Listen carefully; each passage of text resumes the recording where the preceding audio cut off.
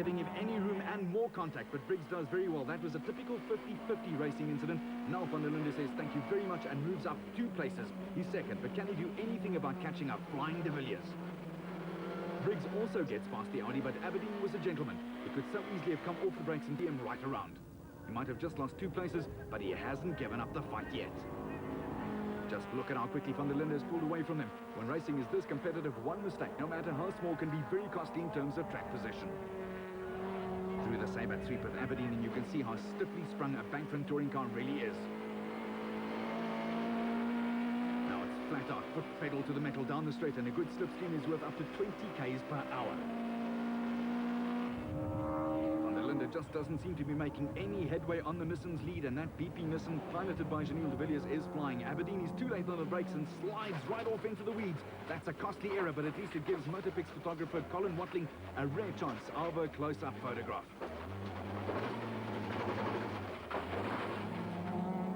Back out after some rallying and back into the fray. Martin is driving the race of his life and is ahead of Peters, Besaidnout and Wabashki. Behind them, it's Aberdeen and Voss. Then privateers van Rensburg and Brouwel. But from the front, the order is still de Villiers, followed by van der Linde and Briggs, who has closed right up on his teammate. And they, in turn, were followed by NJ and Audi teammates Anthony Taylor and Terry Moss. The closely fought privateer battle ended in tears. It was always going to be, as Aberdeen picks his way through the debris and Besaidnout's stranded car. Going into the second half of the race, and it's difficult to believe that it's barely 2 years since de Villiers won his first touring car race, but since then he's won an incredible 20 out of the last 37.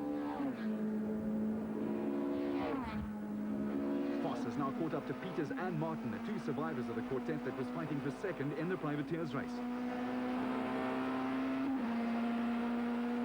Either they haven't seen him or they don't actually care much for a factory driver coming through the field after making a mistake.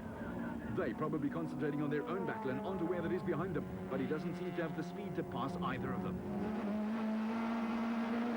Oh, that was really close, but at least now he has the inside line for Engine Oval. Still, the Nissan hasn't got the legs to get past Peters in the Duxbury modems. It wouldn't be surprising if he or the car was suffering the effects of that huge impact with the wall in the earlier race.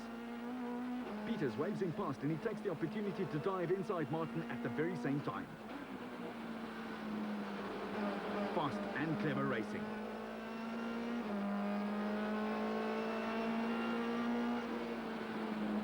Martin and uses it to good effect as he opens up a bit of breathing space over Peters in the BMW.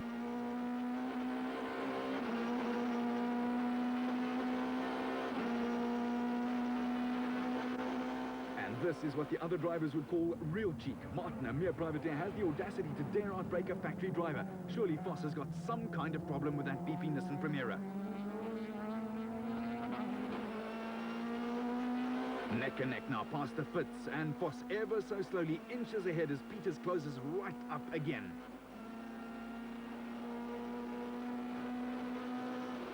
Fascinating racing, and it certainly is turning out to be a tough weekend for young Mr. Voss. Why? Because there he goes, and takes his second rallying audition in round 18. Second place was just starting to slip away. 2.5 laps left, and van der Linde has closed the gap to de Villiers. And we can't imagine de Villiers relaxing his pace with just 2 laps still to run. Briggs is third, and his mirrors are full of Audis. Terry Moss is now ahead of Anthony Taylor, and the 2 are having a very good clean fight in the 2 engine Audis. Van der Linde spun away his chances. It looked as though he carried too much speed into shoal and lost grip on the rear. A very rare mistake from him. The Audis of Taylor and Moss are still playing a game of cat and mouse with each other, but we're pretty sure the Audi team will ask Taylor to let Moss through before the end. After all, Taylor is very much the junior member, and Moss is ahead on points. And here's that replay of van der Linde going off. It's as though the back stepped out as he started turning into the corner, which would suggest a brake problem rather than driver error this time. Now, without any threat, de Villiers starts his last lap. There's just 3.2 kilometers between him and win number 21, which will bring Nissan's tally up to 28. Briggs is still well clear of the Audi fight, which is keeping the crowd on its feet. Position. Now Moss is ahead of Taylor again, who won his first national championship race at the tender age of 16. That was in Formula GTI at Welcome way back in 1989. They may be teammates, but there's no love lost between the pair, and they have different driving styles indeed. Watch how Taylor adopts the slow end, fast out approach, while Moss is visibly later on the brakes going into the corners.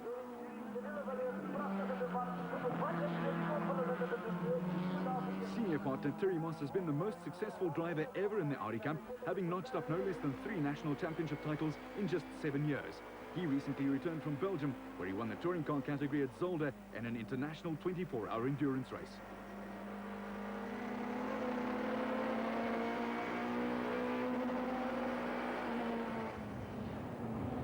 Down now to Vodacom for the last time, and de Villiers is cruising towards another dominant win. He's the only works touring car driver who doesn't have a background in single-seaters. He rose to prominence through the ranks of Group N racing. Lights ablaze, and he takes the flag some 7 seconds ahead of Mr. Briggs. A very comfortable win indeed for the man in the beefy Nissan colours. Moss kept ahead of Taylor, while De Santos paid his team back for the hard work by winning the Privateers Challenge with 5th place ahead of Van der Linde.